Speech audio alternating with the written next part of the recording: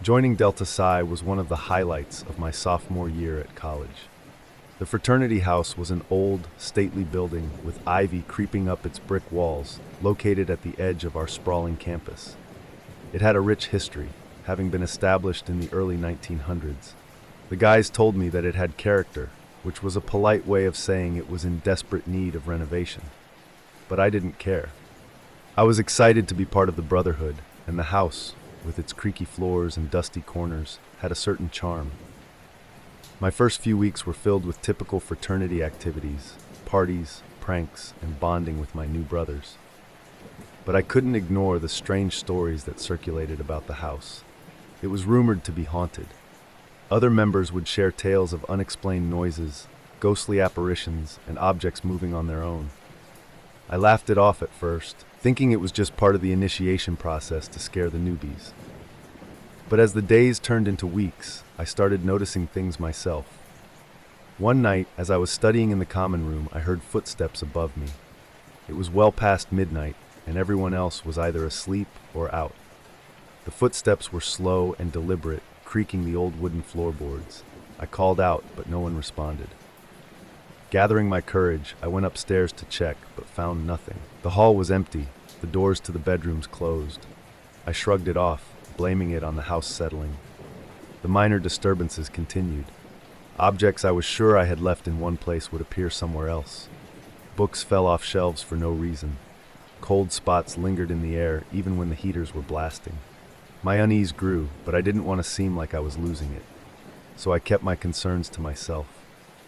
One evening, a few weeks into the semester, we decided to have a movie night. We all gathered in the dimly lit common room, sprawled out on the worn-out couches, and started watching a horror film. As the movie reached a particularly tense moment, the lights flickered and went out. We groaned, thinking it was just a power outage. But then, the temperature in the room dropped suddenly, and we could see our breath in the air. A sense of dread settled over us. Who forgot to pay the electric bill? Jake, one of the seniors, joked, but his voice was shaky. Before anyone could respond, a shadowy figure appeared at the far end of the room. It was tall and indistinct, like a silhouette cut from the darkness. We all froze, staring in disbelief. The figure moved closer, gliding silently across the floor. Panic set in, and we scrambled for our phones to use as flashlights, but the batteries were inexplicably dead. "Is this some kind of prank?" I asked, my voice trembling. "No," said Alex, another senior, his face pale. "This isn't funny." The figure stopped in the center of the room and seemed to look around. Then, just as quickly as it had appeared, it vanished. The lights flickered back on, and the room warmed up again. We sat in stunned silence, trying to process what had just happened.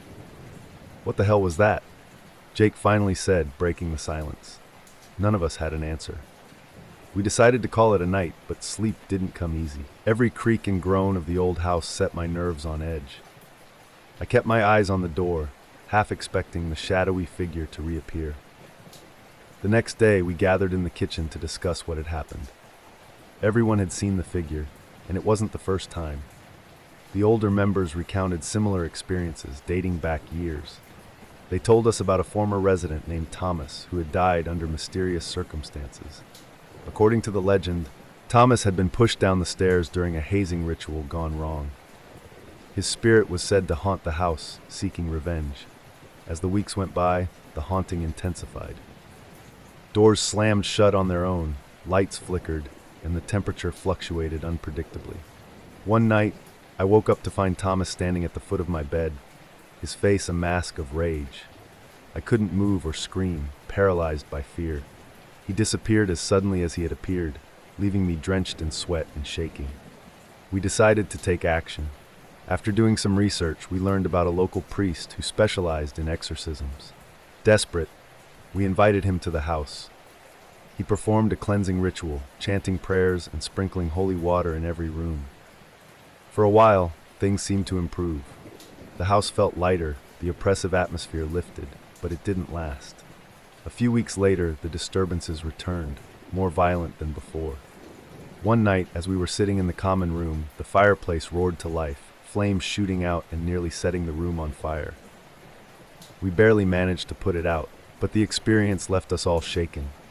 We knew we couldn't stay in the house any longer. It was clear that Thomas's spirit was too strong, too angry to be banished.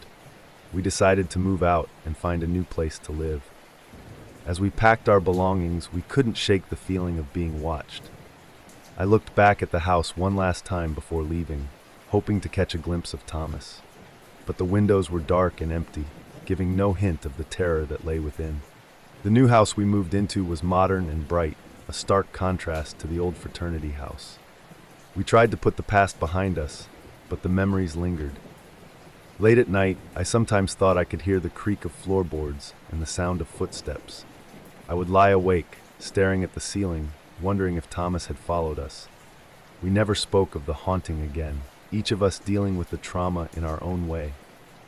The fraternity continued to function, new members joining and old ones graduating. But the stories of the haunted house persisted, passed down from one generation to the next. I couldn't help but feel a pang of guilt, knowing that Thomas's spirit remained trapped, forever tied to the place he had died. And so, the legend of the haunted fraternity house lived on, a chilling reminder of the dark history hidden within its walls. Working the night shift at the campus library wasn't something I ever thought would be the source of nightmares. It was supposed to be quiet and peaceful, giving me plenty of time to study. But one night during my junior year, all that changed, leaving me with memories that still haunt me.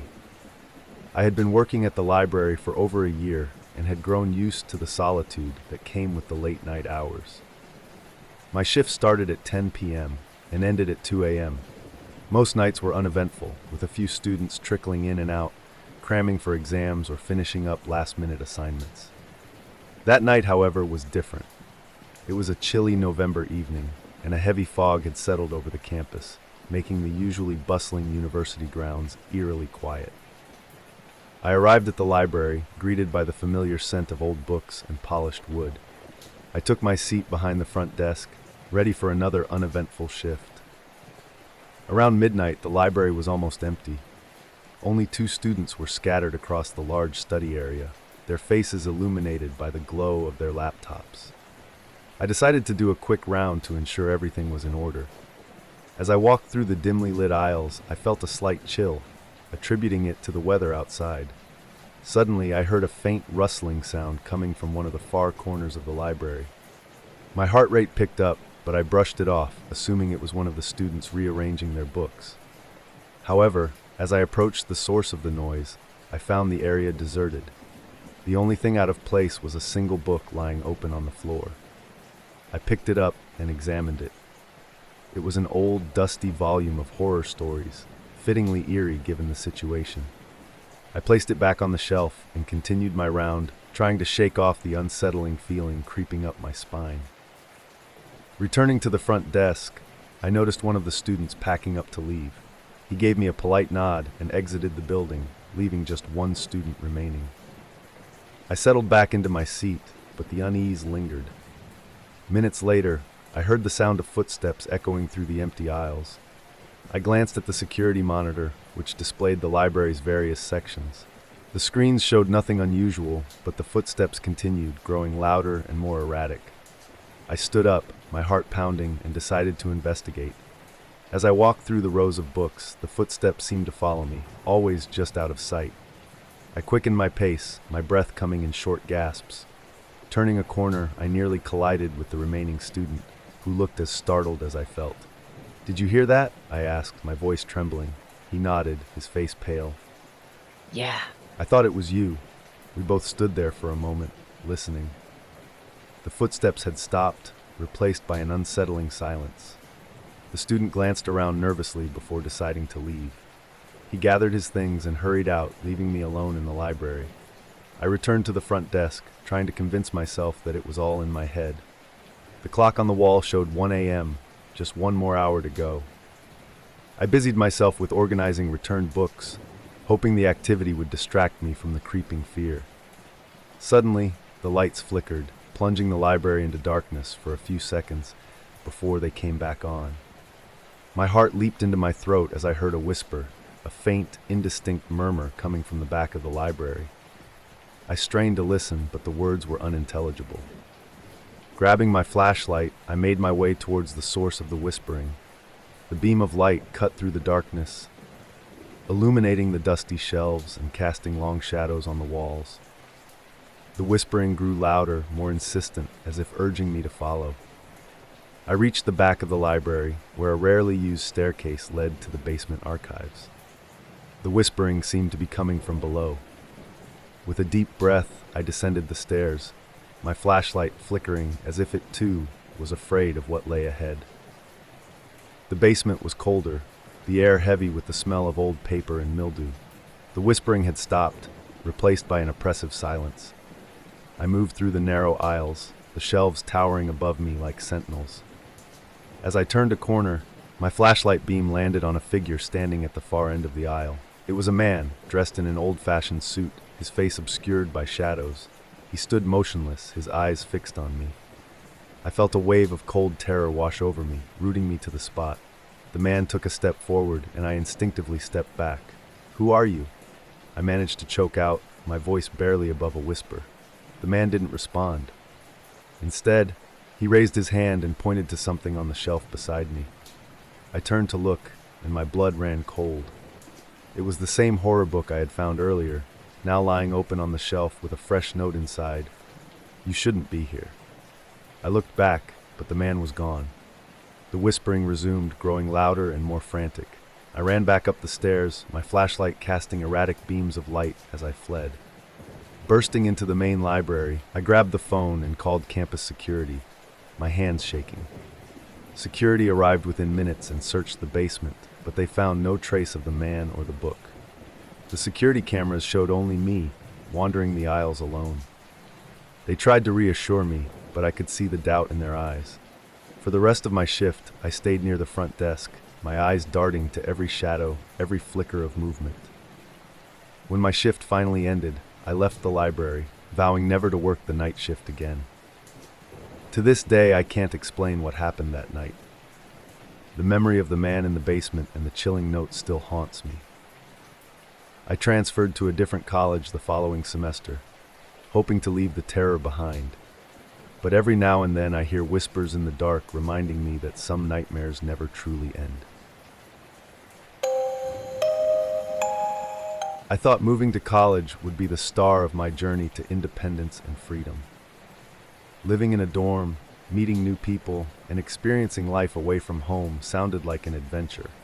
However, that sense of adventure quickly turned into a waking nightmare during my sophomore year. My roommate, Jamie, and I had been assigned a room in one of the older dorm buildings on campus. It had a certain charm with its creaky wooden floors and vintage decor, but the thick, heavy atmosphere always made me feel uneasy. We were on the third floor, in room 314, a number that would later haunt me. The first few weeks were uneventful. Jamie and I settled into our routine, going to classes, hanging out with friends, and studying late into the night. One evening after a particularly grueling study session, we decided to relax and watch a movie. It was a horror movie, our favorite genre. The film was about a haunted house, filled with eerie sounds and shadowy figures lurking in every corner. We laughed at the jump scares, feeling safe in our cozy dorm room. As the movie ended, we both heard a faint scratching sound coming from outside the window. Jamie paused the movie and looked at me, her eyes wide with curiosity. "Did you hear that?" she asked. I nodded, getting up to check. Our window faced a small courtyard, with a few trees and benches scattered around. I pulled back the curtains and peered outside. Nothing. The courtyard was empty, bathed in the soft glow of the moonlight. "Probably just a branch scraping against the window," I said, shrugging it off. Jamie agreed, and we resumed our night, eventually drifting off to sleep. The next morning, I woke up to find Jamie already up, staring intently at something on her desk. She had a frown on her face, and as I approached, I saw why. There was a small, crumpled piece of paper with a single word scrawled on it in jagged handwriting, "Soon." "Where did you find this?" I asked, a chill running down my spine. "It was under my pillow," she replied, her voice trembling. "Do you think someone came in here while we were sleeping?" I tried to stay calm, rationalizing that it could have been a prank by one of our friends. But deep down, I felt an overwhelming sense of unease. We decided to report it to campus security. who promised to investigate and advised us to keep our door locked at all times. For a few days, everything seemed normal. We went about our routines, trying to forget about the unsettling note. But then, strange things started happening. Items in our room would be moved, drawers left open, and our belongings scattered. Janie's favorite necklace disappeared one night, only to reappear the next day, draped over her desk lamp. One evening, as we were getting ready for bed, Janie turned to me, her face pale. "I keep feeling like someone is watching us," she whispered. "Even when we're alone, it feels like there's someone else here." I nodded in agreement. I had felt it too, the prickling sensation on the back of my neck, the feeling of being watched. We double-checked the locks on the door and windows before going to bed, but sleep didn't come easily. Every creak and groan of the old building made me jump, my heart racing. A week later, the situation escalated. We were both in class when Janie received a text from an unknown number. It was a photo of our dorm room taken from inside. The message read, "I'm closer than you think." We rushed back to our dorm, our minds racing with fear. Campus security searched our room, but found no signs of forced entry. They installed a temporary security camera in our room and assured us they would monitor it closely. That night, we tried to sleep, but the tension in the air was palpable. Around midnight, I heard the faint sound of footsteps in the hallway. I nudged Janie awake, and we both sat up, listening intently. The footsteps stopped outside our door, followed by a soft, rhythmic tapping. Janie grabbed her phone and texted campus security, explaining what was happening. They promised to send someone over immediately. The tapping continued, growing louder and more insistent. I felt my heart pounding in my chest, and Janie clutched my hand, her grip tight with fear. Suddenly, the door handle jiggled, and we heard a low, menacing laugh. I felt a cold sweat break out on my forehead as the doorknob continued to rattle. It was as if someone was trying to get in, but enjoying the torment it caused us. Then, the door burst open, and 2 campus security officers stormed in. They quickly searched the hallway, but found no one. The security camera footage showed a shadowy figure lingering outside our door, but the image was too blurry to identify them. Campus security stayed with us for the rest of the night, and the following day, they installed a more sophisticated security system in our room. They also increased patrols in the dorm building. Despite their efforts, the sense of dread lingered. One night, about a month later, Janie and I were studying late. The room was quiet, save for the soft rustling of papers and the occasional click of a pen. Suddenly, the lights flickered, plunging the room into darkness. Our hearts pounded as we fumbled for our phones to use as flashlights. The power outage didn't last long, but when the lights came back on, we saw something that made our blood run cold. Written on the wall in red paint, or what we hoped was paint, was a chilling message: "I'm always watching." We immediately called campus security and the police. They took the threat seriously and conducted a thorough investigation. Forensic teams analyzed the paint and the note, but they couldn't find any fingerprints or DNA evidence. It was as if the intruder had vanished into thin air. The college administration allowed us to move to a different dorm building, and we gladly accepted. We hoped the change would bring us some peace, but the fear never fully left us. Every creak, every shadow, and every unexpected sound made us jump. I started carrying pepper spray and took self-defense classes, determined to protect myself. Janie and I made a pact to always look out for each other and never take our safety for granted. The experience had changed us both, making us more vigilant and cautious. Years have passed since that terrifying time, but the memory of those nights in room 314 still haunts me. I often wonder who the intruder was and what their intentions were. The lack of answers leaves a lingering sense of unease. Even now, I find myself double-checking locks and peering into the shadows, always on high alert. The experience taught me that safety is never guaranteed, and sometimes, the scariest monsters are the ones we can't see. College was supposed to be the best time of my life, a time for new experiences, making friends, and building a future. I didn't expect to find myself constantly looking over my shoulder, plagued by a creeping sense of dread. It all started in my sophomore year, when I met Ethan. Ethan was in my biology class. He was a quiet guy, always sitting in the back, rarely participating in discussions. He had an air of mystery about him, which initially piqued my curiosity. We were paired up for a lab project, and that's how we started talking. At first, he seemed perfectly normal. He was smart, knowledgeable about the subject, and seemed eager to do well in the class. As we spent more time together working on the project, I started to notice little things about him that made me uneasy. He never talked about his personal life, never mentioned friends or family. He always wore long sleeves, even when it was hot outside, and there was a strange intensity in his eyes when he spoke about certain topics. I brushed it off, thinking I was being paranoid. After all, everyone had their quirks. One night, we were working late in the library. The campus was eerily quiet, the usual bustle of students replaced by an almost oppressive silence. We were the only ones left in the study room, and the flickering fluorescent lights did little to dispel the growing sense of unease. "I need to grab something from my dorm," Ethan said suddenly, breaking the silence. "I'll be right back." I nodded, grateful for the brief reprieve from his intense presence. As he left, I stretched and checked my phone. It was nearly midnight. I decided to use the time to get a coffee from the vending machine down the hall. As I walked through the dimly lit corridor, I couldn't shake the feeling of being watched. I reached the vending machine and fumbled for some change. As I waited for my coffee, I glanced around and froze. Standing at the far end of the hallway was Ethan. He was just standing there, staring at me. I forced a smile and waved, but he didn't respond. He just kept staring, his eyes unblinking. My coffee clattered into the tray, breaking the spell. I grabbed it and hurried back to the study room, my heart pounding. When I got back, Ethan was already there, sitting calmly at the table as if nothing had happened. "Did you get what you needed?" I asked, trying to keep my voice steady. He nodded. "Yeah. Let's finish this up." We worked in silence for the next hour, but I couldn't focus. Every time I looked up, Ethan was watching me with that same unsettling intensity. I finally made an excuse to leave, claiming I had an early class the next day. He didn't protest, just nodded and packed up his things. The next day in class, Ethan acted as if nothing was wrong.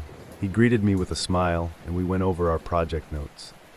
But I couldn't forget the way he had looked at me, the way he had stood in the hallway watching. I decided to distance myself from him, but it wasn't that easy.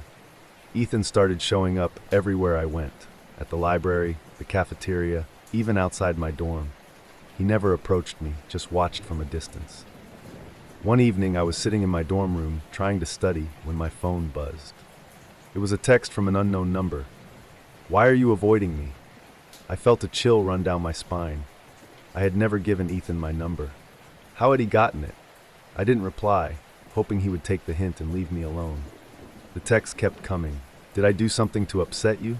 Please talk to me. I miss our time together." The messages became more frequent, more desperate. I blocked the number, but new ones kept popping up. It was like he had an endless supply of phone numbers to use. I started feeling trapped, my once safe campus now a minefield of anxiety and fear. One night, I woke up to a noise outside my window. I lived on the ground floor, and the blinds were closed, but I could see the outline of a figure standing outside. My heart raced as I grabbed my phone and called campus security. By the time they arrived, the figure was gone.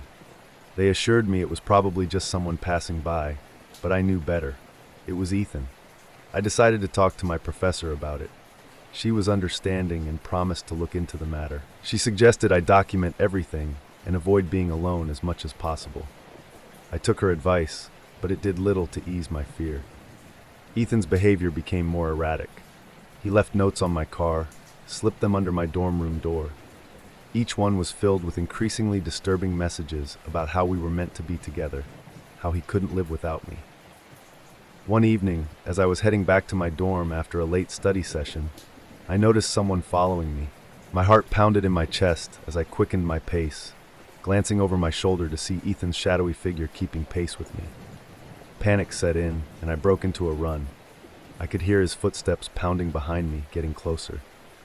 I reached my dorm and fumbled with my keys, my hands shaking. Just as I managed to unlock the door, Ethan's hand grabbed my arm. I screamed, kicking and struggling to get free. My roommate, Sarah, heard the commotion and rushed to the door.